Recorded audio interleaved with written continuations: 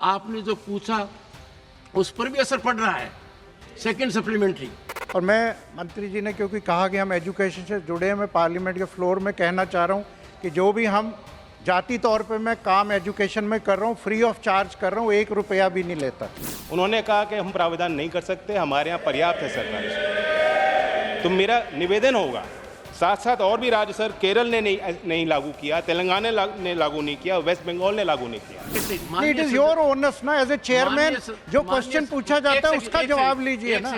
माननीय सदस्य, माननीय मंत्री जी ने अपने जवाब में स्पष्ट किया है कि जो 2009 में एक अच्छा कानून बना, उस कानून को लागू करने में बाधा आ रही है। उसका आपने जो पूछा उस पर भी असर पड़ रहा है। इस एक्ट के प्रावधान में भारत का हर बच्चा जो 6 से 14 साल का है उसको फ्री और कंपलसरी एलिमेंट्री एजुकेशन का प्रावधान किया गया है। तो मुझे थोड़ी आशंका हुई कि इन्होंने इनके आजू बाजू बैठते हैं माननीय सदस्य, उनसे पूछा है कि नहीं। जवाब सभा के पटल पे प्रस्तुत। सप्लीमेंट्री नंबर 1 श्री विक्रमजीत सिंह सानी।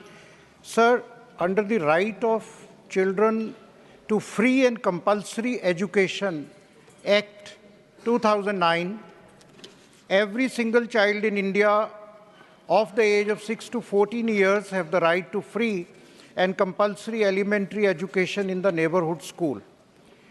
इस एक्ट के प्रावधान में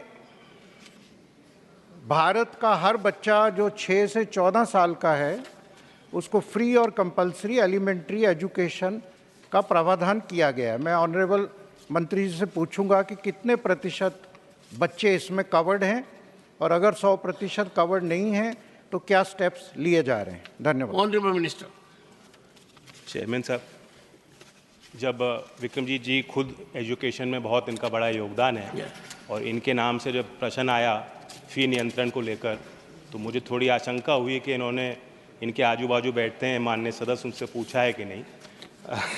इन्होंने आरटी की बात की है सर, और मैं बहुत गंभीरता से कहना चाहूँगा 2009 से एक कानून सदन ने पारित किया है और अधिकार दिया है। गरीब बच्चों का ख्याल हमें रखना है, सरकार की प्राथमिकता है। और विभिन्न तरीके से जो राष्ट्रीय शिक्षा नीति 2020 है, क्योंकि वो एक समावेशी योजना है, जो लोग वंचित रह गए, जो फॉर्मल एजुकेशन सिस्टम से बाहर हो गए किसी कारण, उनको भी वापस लाने का प्रावधान है। और समग्र शिक्षा में हम क्योंकि एक्सेस देना चाहते हैं, यूनिवर्सलाइज करना चाहते हैं, बाल वाटिका की 3 कक्षा से लेकर 12वीं कक्षा तक, उसमें अलग अलग स्तर पे काम हो रहा है सर। आरटीई का विशेष इन्होंने पूछा, जो उन्होंने डेटा मांगा है कि कितना क्रियान्वयन हुआ। मैं एक ही बात कहना चाहूँगा, क्योंकि इनकी सरकार पंजाब में है और इनकी बड़ी जिम्मेदारी दल में भी प्रयास करें, राज्य सरकार से प्रयास करें, क्योंकि पंजाब सरकार ने 2 टूक मना कर दिया। आज इनकी सरकार है, इससे पहले कांग्रेस भी रही है सरकार में।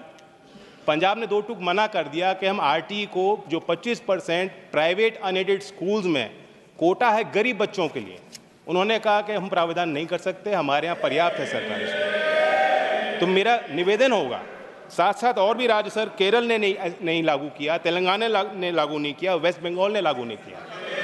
तो आज सदन में मैं अपील करना चाहता हूं सर, ताकि कोई भी जो लाभार्थी है, जिस उद्देश्य से ये कानून बना है, जो अधिकार है, कोई भी उससे वंचित न रह पाए।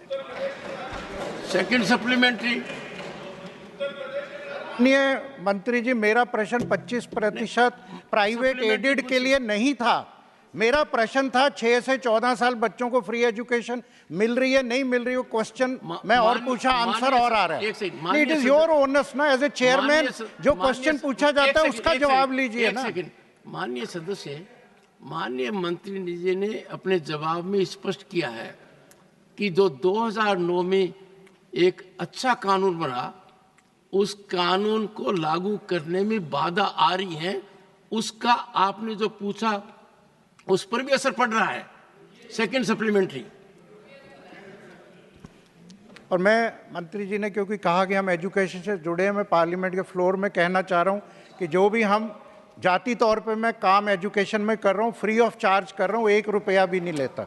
दूसरा question, we appreciate section 12(1)(c), आप देखिए साहब, मंत्री जी को भी पता है, और जो भी मैं डिस्कशन कर रहा हूं ये कोई पॉलिटिकल नहीं है, I am a non political. हाँ जी, तो ये केजी से पीजी तक, केजी से पीजी तक लाखों रुपया बच्चे की एजुकेशन पे खर्च होता है।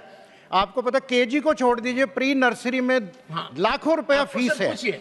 तो साहब ये 25, मैंने एस्टिमेट लगाया आज 25 से 30 लाख रुपया खर्च होता है नर्सरी से आप ग्रेजुएट पोस्ट ग्रेजुएट बन गए।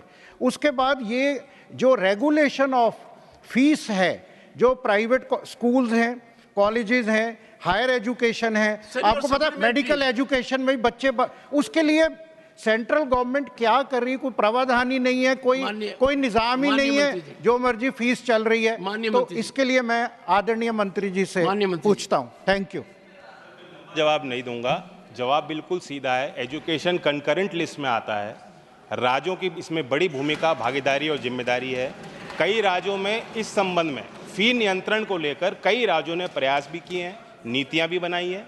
और जहां तक हायर एजुकेशन की बात है, मेडिकल एजुकेशन को छोड़ करके यूजीसी ने और सरकार ने डीरेगुलेट कर दिया है सर।